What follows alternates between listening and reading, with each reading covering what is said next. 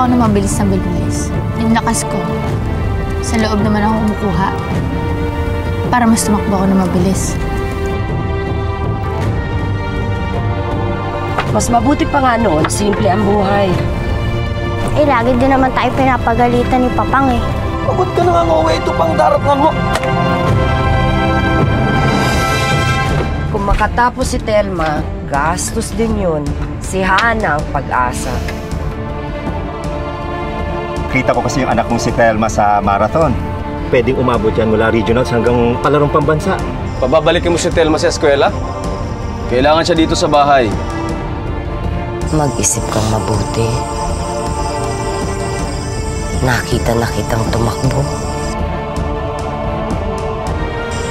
Kung makakasama ka sa team, baka maabot mo ang hindi ko naabot noon.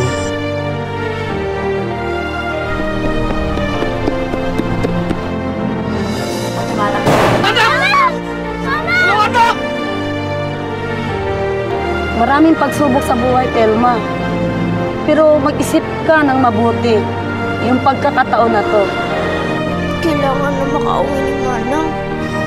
Pero sabi nga nila, nasa Diyos ang awa, nasa tao ang gawa. Ang kailangan din ang puso mo.